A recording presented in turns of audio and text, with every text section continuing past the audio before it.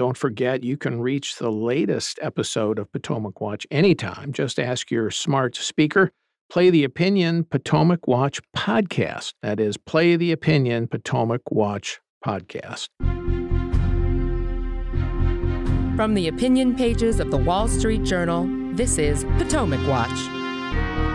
Welcome back. I'm Paul Gigot with Bill McGurn and Kim Strassel, and we're talking about the landmark decision today by the Supreme Court on racial preferences in college admissions and what it means. Just one point I want to make, Kim, about the Justice Gorsuch's concurrence. He writes a concurrence that is interesting because he said that the court's majority opinion says that the admissions practices of the two schools, Harvard and UNC, violate the Equal Protection Clause, but he underscores that they also violate the Title VI of the Civil Rights Act.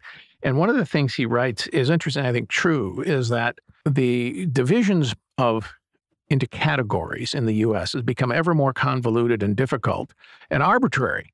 And he points out in federal law how the divisions of groups to decide whether you're white or Hispanic or black are all very confused. And he says, for example, the white category sweeps in anyone from Europe, Asia, west of India, and North Africa. That includes those of Welsh, Norwegian, Greek, Italian, Moroccan, Lebanese, Turkish, or Iranian descent. It embraces an Iraqi or Ukrainian refugee as much as a member of the British royal family. And he points out that dividing us all into these groups is just becoming ever more complicated and confusing. Right. And just to dwell for a minute, Title VI of the Civil Rights Act, obviously, and I'm paraphrasing here, but it essentially says no person in the United States shall, on the grounds of race, color, or national origin, be excluded from a school or participation in a school or be subject to discrimination from any school receiving federal funds. The majority opinion doesn't really get into this much, but this would seem, if you really delved into it, to also be a violation. I should say that the Title VI would also not tolerate the kind of racial preferences or racial conscious admissions that the majority deals with under the 14th Amendment and the Equal Protection Clause.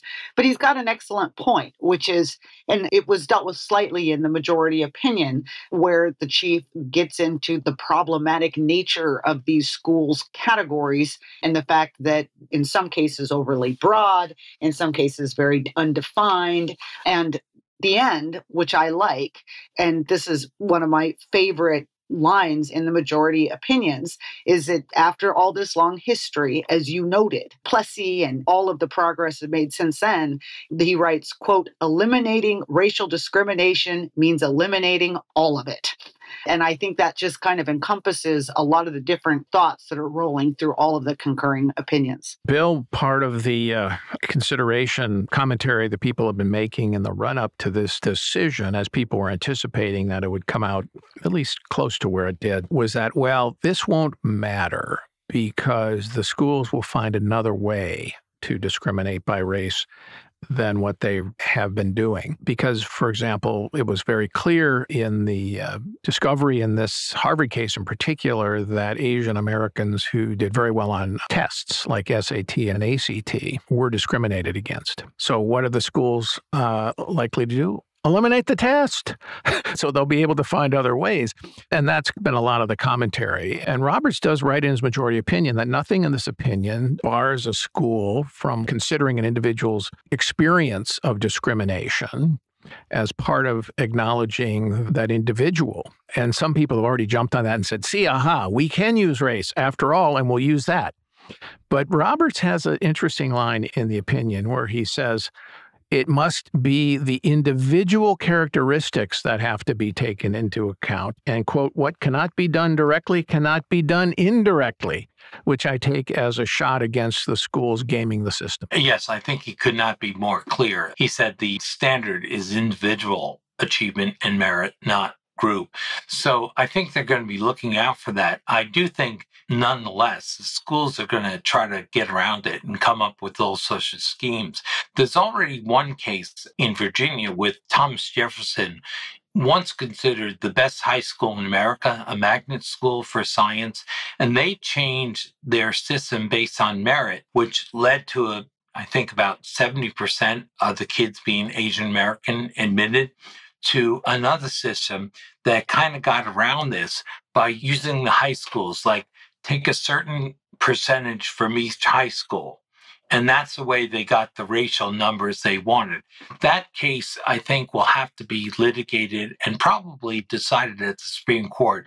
There'll have to be a few clarifying cases that address these. And maybe some of the schemes will find muster, but at least the burden is on them to prove why it's right. I think the moral reading of this decision is that the people, like the Journal editorial page, that have for years pushed the idea of a colorblind society, they're right. They have the Constitution and law on their side, and the other people don't.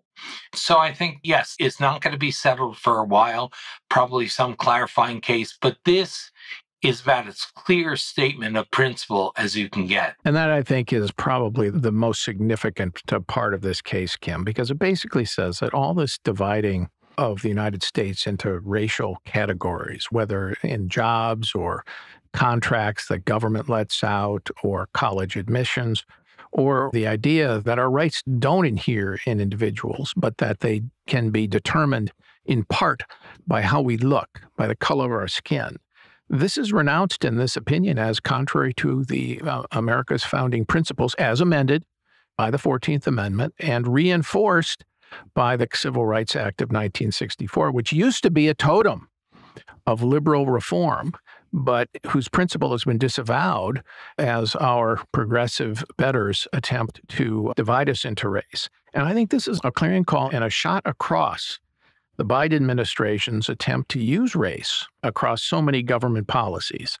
And the idea that the nation is inherently systemically racist, and therefore the only way to amend that and to ameliorate that is with more discrimination by government. And I think that is going to be ever harder to justify after this, even if people do attempt to it. But I think if those cases make it up to the Supreme Court, it will be hard to defend. At least that's my view. Now, there are other people who think that's not the case, that it will not have the broad implications, this case, but I think it will. Oh, I expect to see a lot of cases now go up to the high court because racial-based preferences are embedded across all of government. I mean, you mentioned government contracting, but there's racial-based preferences in hiring of government employees. We have entire programs, for instance, in the Small Business Administration that only flow to certain minorities or, by the way, to certain genders, women-owned companies versus men-owned companies. And I don't see how you can look at the language of this and that line that I quoted earlier, eliminating racial discrimination means eliminating all of it, and not think that the court would similarly apply that to these other programs, given that every time that you have some kind of racial preference, for instance, in hiring, you are in theory denying a different person, another person potentially better qualified, a job, for instance, or the same with the government contracting or these loans that are going out because government money is finite. Government jobs are finite. Just like admissions to colleges, there are only certain numbers of such things. So I expect a lot of these to head back up to the court, and I would be hopeful that the court would be brave enough to take them and to issue some follow-on opinions that try to start weeding some of this out of government. I don't expect the Biden administration to proactively do anything to pull back on this campaign sort of approach, which is essentially what it is.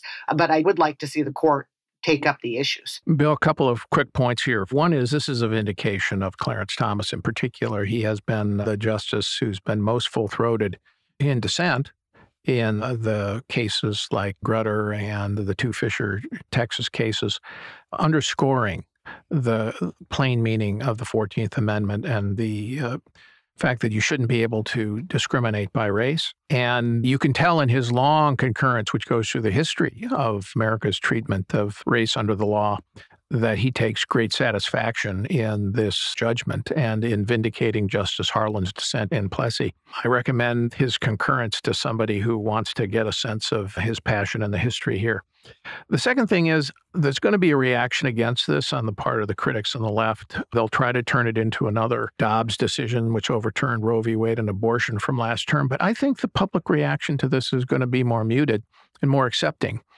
because, number one, it comports with what I think most people believe to be the understanding of American law and the founding and the post-Civil War amendments.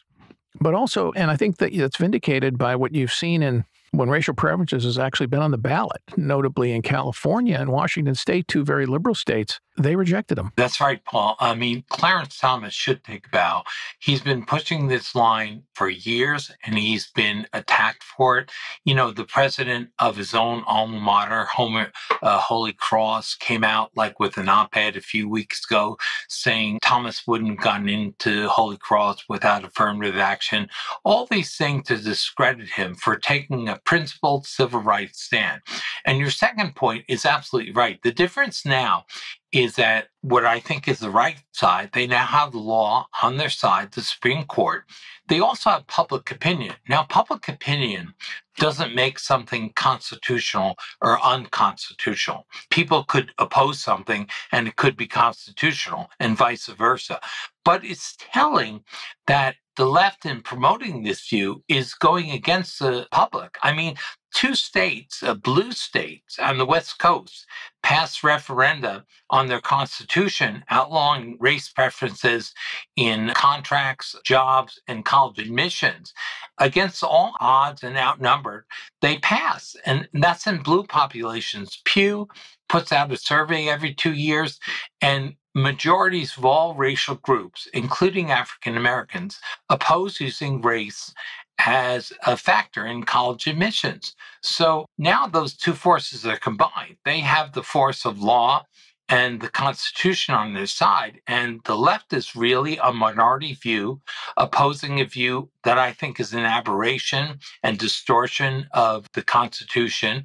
And I think it's going to be a lot harder for them. I agree, Bill. It's an enormously significant decision with great implications for American law and society, and we'll see how the debate plays out. But within the lines of the opinion itself, it is a fascinating and I think excellent day for American law and the Constitution. Thank you, Bill. Thank you, Kim. Thank you all for listening. We'll be back every day. We are with the Potomac Watch, and we'll be back tomorrow where the Supreme Court is expected to issue its final decisions of the term, including one on the student loan forgiveness policy of the Biden administration. We'll be here to tell you about it. Thanks for listening.